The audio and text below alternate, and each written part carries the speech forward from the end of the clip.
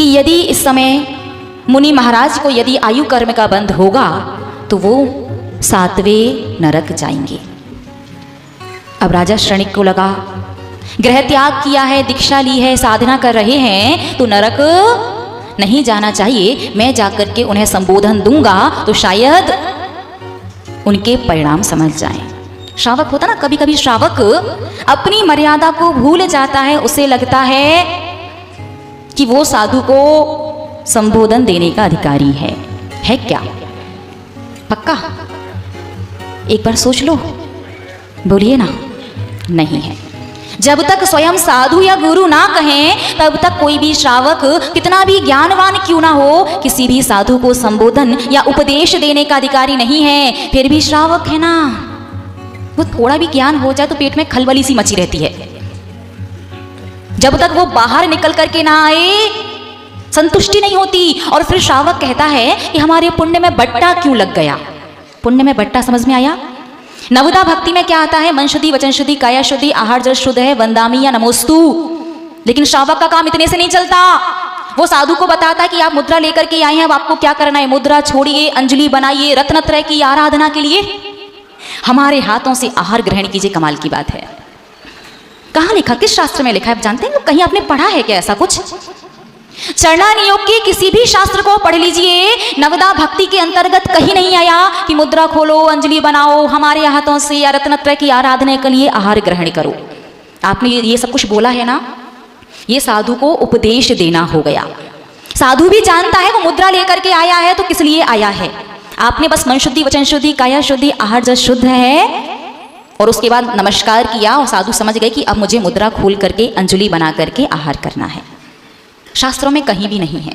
यदि आप ये सब कुछ बोलते हैं तो आप करते हैं अनधिकारी चेष्टा। अनधिकारी, जिस बात का आपको अधिकार नहीं है, और अनधिकारी चेष्टा करने का तात्पर्य है अपने पुण्य में कमी कर लेना। देखिए, इसमें पूरी गलती श्रावकों की भी नहीं है। कुछ कुछ साधु ऐसे भी होते हैं कि जब तक आप उनसे ना कहोगे कि मुद्रा छोड़ो, हाँ, वो छोड़ते नहीं है। और कुछ कुछ तो ऐसे भी होते कि जैसा कि आप लोग कह रहे हैं कि वो उठ करके चले जाएंगे कि आपने मुद्रा खोलने के लिए नहीं कहा। तो आपको क्या करना चाहिए? आपको करना ये चाहिए, पहले बस इतना सा बोलो, मन शुद्धि, वचन शुद्धि, काया शुद्धि, आहार जल शुद्ध है, वंदामी या नमोस्तु। और उसके बाद यदि साधु मुद्रा ना खोले तब आप बोलिए कि मुद्रा छोड़ करके अंजलि बना करके आहार ग्रहण करें। तो फिर आपके पुण्य में बट्टा नहीं लगेगा। और पहले ही बोल दिया तो कमी आ जाएगी। और आपको पता है, बट्टा लगी हुई चीज, सोना जब खरीदने जाते हो तो जितना वजन उतने पैसे दे करके आते हो, लेकिन जब सोना बेचने जाते हो तो सुनार बट्टे के पैसे काट लेता। काटता कि नहीं? बात समझ में है ना? क्रिया करने गए, मेहनत पूरी की, समय पूरा लगा, लेकिन जब फल मिला तो पुण्य आधा अधूरा मिला, क्योंकि आपने बीच में अनधिकारी चेष्टा कर ली। तो श्रावक साधुओं को उपदेश देने का अधिकारी नहीं है, संबोधन देने का अधिकारी नहीं है। लेकिन कभी यदि साधु स्वयं कहें या उनके गुरु महाराज कहें तो श्रावक उपदेश या संबोधन कथनचित कदाचित दे सकता है, सर्वथा नहीं। इस बात को फिर कभी विस्तार से समझाएंगे, अभी प्रसंग पर आते हैं। तो राजा शरणिक ने क्या सोचा कि मुनि महाराज को यदि ऐसे परिणामों में आयु बंद होगा तो 7वें नरक जाना पड़ेगा। वो फटाफट से भगवान को नमोस्तु करता है और समोषण से बाहर आ जाता है मुनि महाराज को संबोधन देने के लिए। लेकिन जब वो जंगल में पहुंचा तो वहां का नजारा ही अलग था, क्योंकि उन मुनि महाराज को तो केवल ज्ञान प्रकट हो गया था और उनकी गंध कुटी लगी हुई थी।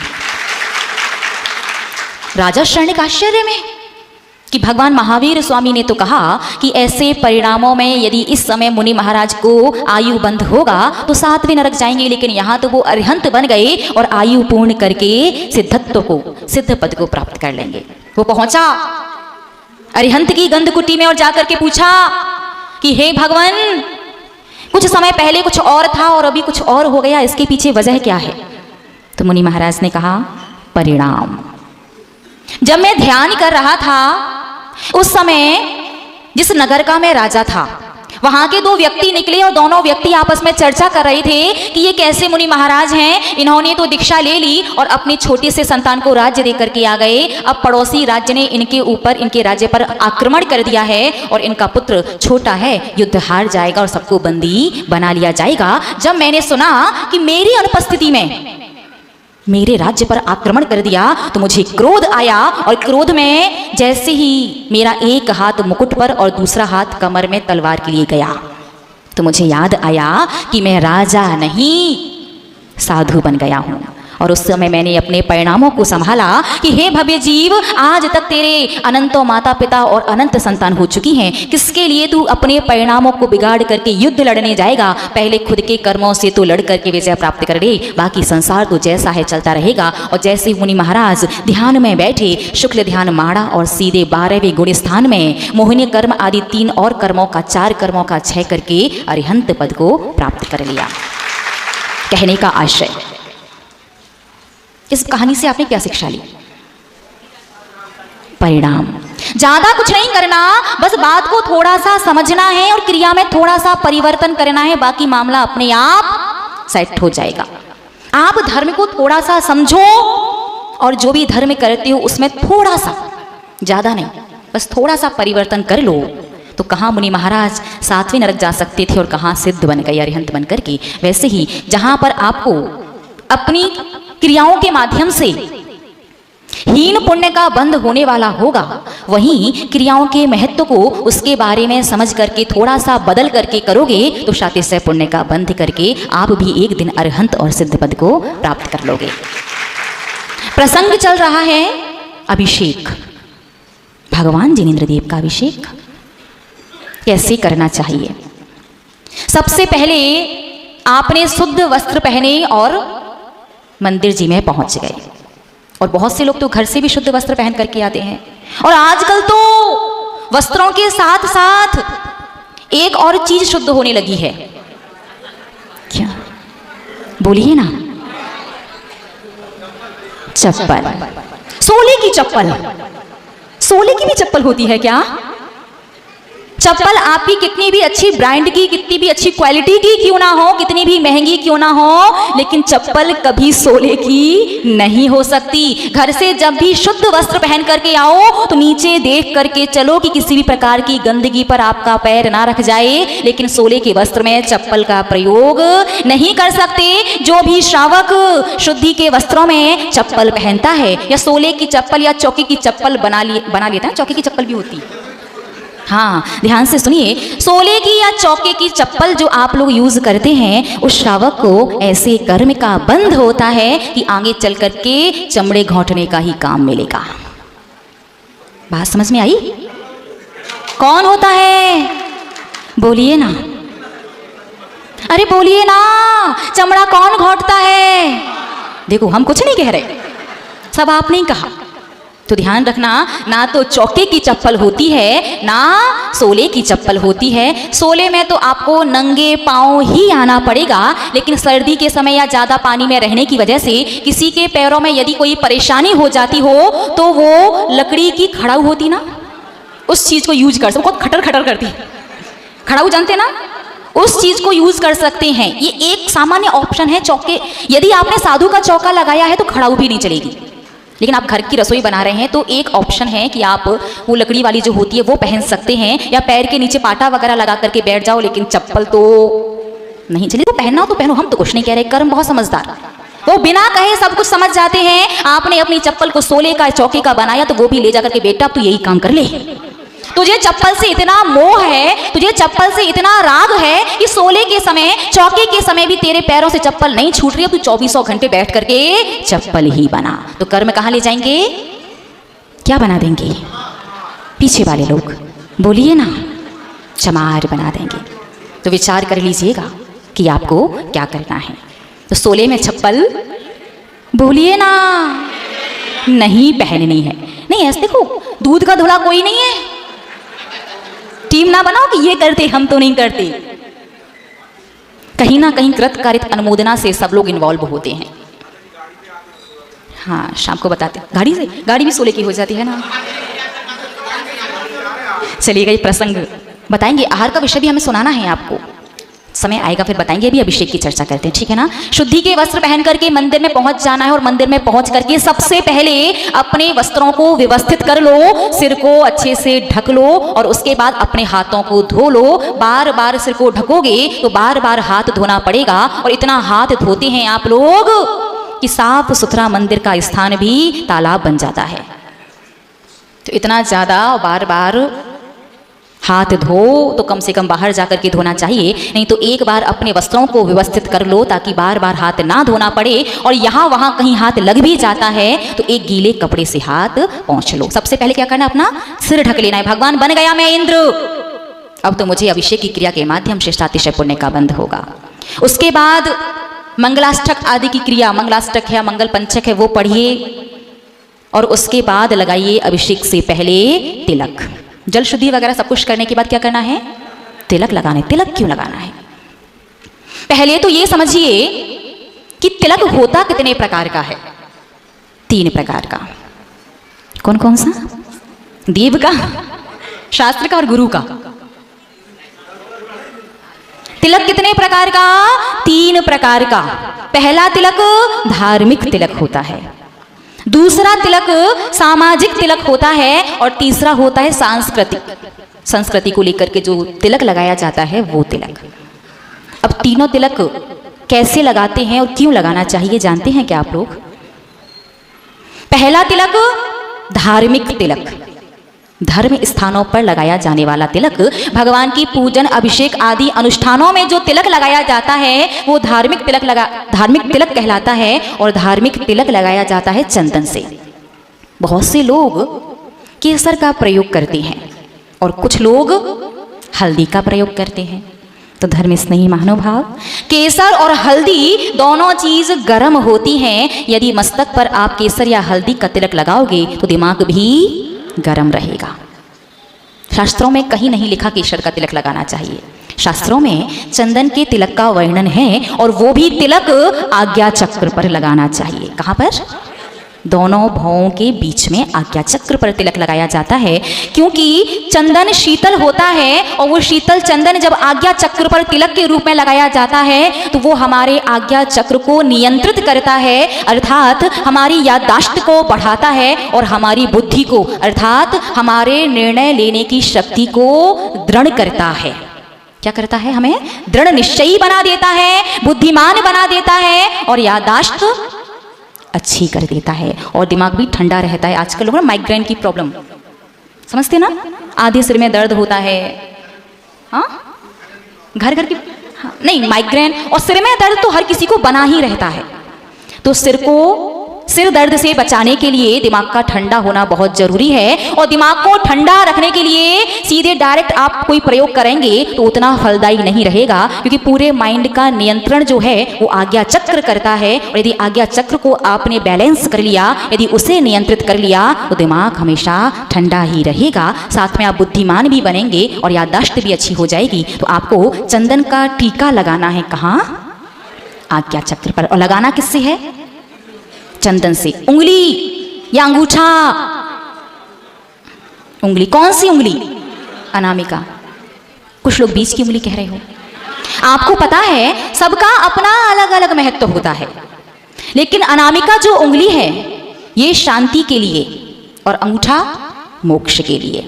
यदि आपको बिंदी लगानी है तो अनामिका उंगली से लेकर के ऐसा टीका लगा लीजिए। और तिलक लगाना है आपको ज्योति की तरह, तो अनामिका उंगली से पहले बिंदी लगाओ और उसके बाद अंगूठे से उसे तिलक का रूप दे दो। क्योंकि शांति चाहिए कि नहीं चाहिए?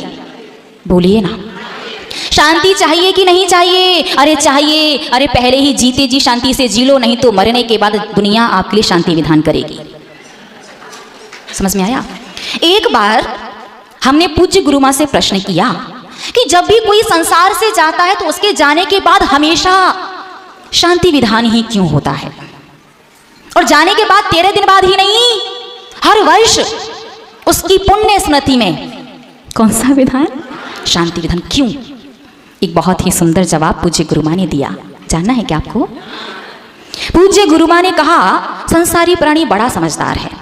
वो बताना चाहता है कि जीते जी आपके पास सब कुछ था, एक अच्छा परिवार, खूब सारा धन, सोना चांदी, संपत्ति, सब कुछ बहुत था, बहुत अच्छा था। जीते जी यदि कुछ नहीं था तो शांति नहीं थी, तो भगवान सामने वाले के नाम का शांति विधान कर रहे हैं। कम से कम अब वो जीव जहां भी हो उसके जीवन में शांति रहे। विचार कीजिएगा जिनके लिए आप अपना खून पसीना एक कर देते हो, सारी संपत्ति जोड़ करके जिनके लिए छोड़ जाते हो, वही आपकी शांति की कामना से शांति विधान करते हैं। तो आप लोग करवाना है क्या अपना शांति विधान? जीते जी शांति से जी लो, ताकि मरने के बाद आपके परिवारी जन को शांति विधान ना करवाना पड़े। तो शांति से जीवन जीने के लिए आवश्यक है कि आपका मस्तिष्क जो है, आपका दिमाग जो है वो ठंडा रहे। और वो ठंडा कब रहेगा? जब आप चंदन का टीका आज्ञा चक्र पर लगाएंगे। बहुत से लोगों ने तिलक लगाना बंद कर दिया, टीका लगाना, उन्हें लगता है रूढ़ी। इससे क्या फर्क पड़ता है? उन्हें लगता है कि संसार हंसेगा यदि आप टीका लगा करके जाएंगे। तो यदि ये भ्रांति आपके मन में है तो आज से ही निकाल दीजिए। यदि मस्तिष्क की तकलीफ से आप क्या करना चाहते हैं? बचना चाहते हैं, दिमाग को ठंडा रखना चाहते हैं, शांति से जीना चाहते हैं, याददाश्त को मजबूत करना चाहते हैं, तो आज से ही चंदन का टीका तीसरी उंगली से आज्ञा चक्र पर लगाना प्रारंभ कर दीजिए। चंदन का टीका शांति और समृद्धि का भी प्रतीक है। समृद्धि चाहिए कि नहीं चाहिए? बोलिए ना, चाहिए। दूसरा टीका सामाजिक तिलक। सामाजिक रूप से मुख्यतः से रोली का तिलक लगाया जाता है। रोली लाल रंग की होती है और लाल रंग विजय का, उल्लास का, उत्साह का प्रतीक है। आप जिसके भी मस्तक पर लाल रंग से तिलक करते हैं, इसके पीछे अभिप्राय ये होता है कि आप भावना भाते हैं कि आप यशस्वी रहें और आपको हम अपने अतिथि के रूप में स्वीकार करते हैं। बात समझ में आई? और तीसरा टीका कौन सा होता? सांस्कृतिक, संस्कृति वाला टीका होता ना। इसे सौभाग्य का टीका भी कहा जाता है। स्त्री वर्ग लगाती ना, पहले मस्तक पर लगाती थी सौभाग्य के लिए, श्रीमान जी लोगों के लिए। फिर वो टीका बिंदी वाली जगह पर आ गया, मस्तक पर आ गया। और अब तो श्रीमान जियों को बिछुए में भी जगह नहीं मिलती। आजकल नहीं पहनती बहुत सारे स्त्री वर्ग। तो तीसरा जो संस्कृति हमारी सभ्यता है कि जिन भी स्त्री वर्ग का विवाह हो जाता है, विवाह के पश्चात अपने सौभाग्य के लिए वो मस्तक पर टीका लगाती है, जैसे आप लोग मांग भरना या सिंदूर लगाना कहते हैं। बहुत से स्त्री वर्ग बिंदी वाले स्थान पर मस्तक पर लगाती हैं और बिछिया भी पहनती हैं। तो ये हमारी सभ्यता है, ये हमारी भारतीय संस्कृति को दर्शाता है। इस प्रकार से टीका 3 प्रकार का। तो बात समझ में आई? सबसे पहले मंदिर में पहुंच करके अभिषेक में क्या करना है? अपने सिर को ढकना है। उसके बाद मंगलाष्टक वगैरह पढ़ करके जल शुद्धि करने के पश्चात तिलक लगाना है। अभिषेक से पूर्व टीका लग जाना चाहिए। कहाँ लगाना है? आज्ञा चक्र पर। किससे लगाना है? अनामिका उंगली से। और टीका नहीं, तिलक लगाना हो तो अनामिका और प्लस अंगूठा, दोनों चीज। सिर्फ अंगूठा रहेगा ना तो मामला गड़बड़ हो जाएगा, क्योंकि अंगूठा मोक्ष का प्रतीक है और अनामिका उंगली शांति और समृद्धि का। तो ईमानदारी बताओ, डायरेक्ट आपको मोक्ष जाना है क्या? एक तो श्रावक अवस्था से मोक्ष नहीं है, दूसरा पंचम काल में नहीं, और तीसरा आपको मुझे पता है डायरेक्ट चाहिए भी नहीं है। आपको तो पहले अच्छे से संसार करने के बाद डायरेक्ट चाहिए। तो बताओ कितना पीछे कमंडल का ऑर्डर दिलवाना है? कमेटी वाले बैठे तैयार, 2-3-4 भैया लोगों के नंबर हैं उनके पास, जहां बनी बनाई पीछे और कमंडल मिल जाएंगे। और मुनि महाराज के संगों का चातुर्मास भी हो रहा है, तो आप लोग नाम लिखवा सकते मुकेश भैया के पास, ठीक है ना? तो ध्यान रखना, सीधे यदि अंगूठे से तिलक लगाओगे तो सारा मामला, सारा नहीं, थोड़ा सा गड़बड़ हो जाएगा। सिर्फ अंगूठे से नहीं, अनामिका उंगली और अंगूठा दोनों से टीका लगाइए, तिलक लगाइए। और बिंदी सिर्फ लगानी हो तो अनामिका उंगली से। तिलक लगाने के बाद अब करना है आपको श्री जी को पांडुकशिला में विराजमान, श्री जी को पांडुकशिला में विराजमान। भगवान की प्रतिमा का अभिषेक, कौन सा अभिषेक है? जन्माभिषेक। कौन सा अभिषेक है? नहीं, मस्तक का अभिषेक तो मस्तक से कैसे मस्तक का अभिषेक, लेकिन बोलिए ना, जन्माभिषेक। कैसी बात पूछ रही है माता जी? पांडुकशिला पर अभिषेक कर रहे हैं तो जन्माभिषेक ही होगा ना?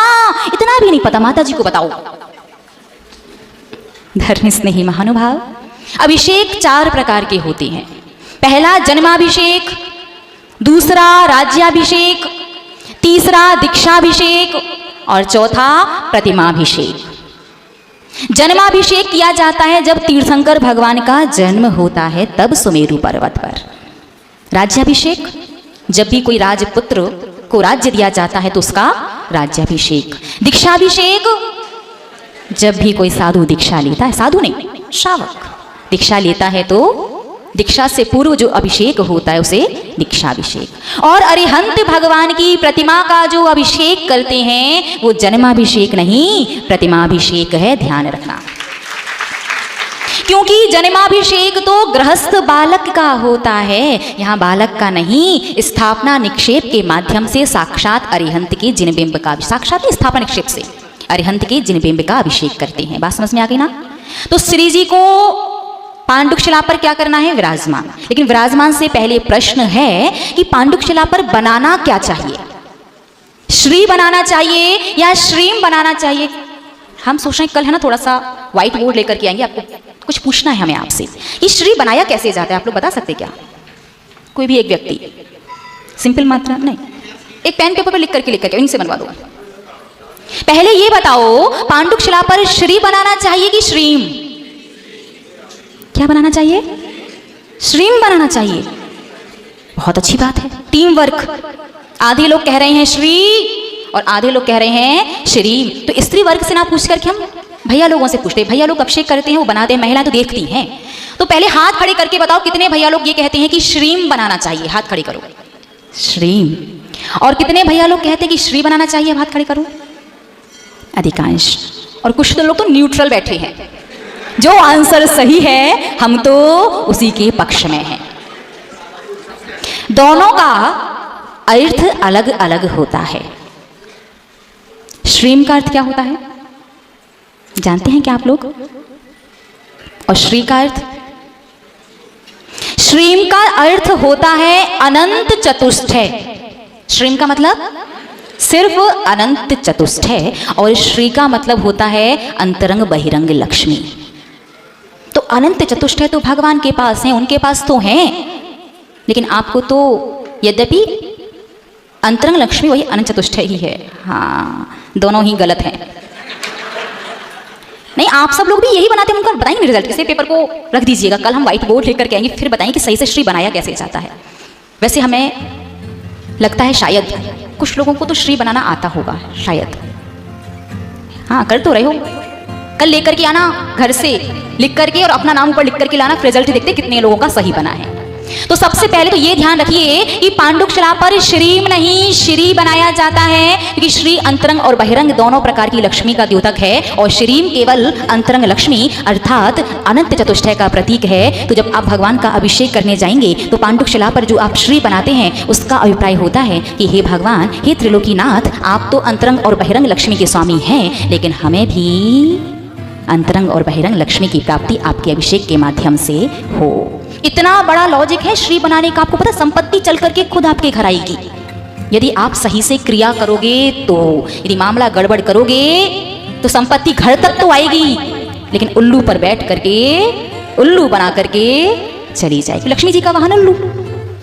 बात समझ में आई ना? तो पांडुक शिला पर ना तो सिद्ध शिला बनानी है, ना स्वस्तिक बनाना है, ना श्रीम बनाना है, सिर्फ श्री, उसके अलावा कुछ भी नहीं। अब श्री कैसे बनाना है, उसके बाद श्री जी को विराजमान करके कैसे अभिषेक करना चाहिए, क्योंकि अभिषेक का बहुत बड़ा विज्ञान है। और स्त्री वर्ग ये ना सोचें कि अभिषेक तो पुरुष वर्ग को करना है, हम समझ के क्या करेंगे। तो अभिषेक देखने का भी बहुत बड़ा लॉजिक महत्व है, तर्क से। तो क्यों देखना चाहिए, कैसे देखना चाहिए, जिनेंद्र देव का अभिषेक देखने से होता क्या है, और आज तक वो चीज़ आपको क्यों नहीं मिली, शेष चर्चा पुनः करेंगे। तब तक के लिए जय बोलिए परम श्रद्धेय आदरणीय आर्यिका श्री सौम्य नंदिनी माता जी की, परम पूज्य 105 सुयोग नंदिनी माता जी की जय। की कहानी सुनी, जिसके माध्यम से शिक्षा मिली कि अपने परिणामों को थोड़ा सा संभालो, क्रियाओं को थोड़ा सा बदलो, तो पतन के स्थान पर उत्थान हो सकता है। बात समझ में आई ना? 7 में नरक जाने वाले थे और मोक्ष चले गए। दूसरी बात, तिलक लगाने का रहस्य, कहाँ पर और कैसे लगाना है, और कितने प्रकार का तिलक होता है, कितने प्रकार का? 3 प्रकार का। तीसरी बात सुनी कि पांडुक शिला पर जो अभिषेक करते हैं वो जन्माभिषेक नहीं, प्रतिमाभिषेक है। कि जन्माभिषेक तो गृहस्थ बालक का होता है, और ये तो स्थापना निक्षेप से अरिहंत के जिनबिंब का अभिषेक है। और चौथी बात कौन सी? श्री, कि पांडुक शिला पर क्या बनाना चाहिए, श्री या श्रीम। बस इतनी सी बात थी। और एक और बात जो हम आपसे कहना चाहते हैं कि सुबह पहले ध्यान से आप हमें सुन लिया करें, और जो भी आपको डाउट्स हैं, जो बात समझ में नहीं आ रही है, जो भी पूछना या दूसरों को समझाना है, वो बात आप शाम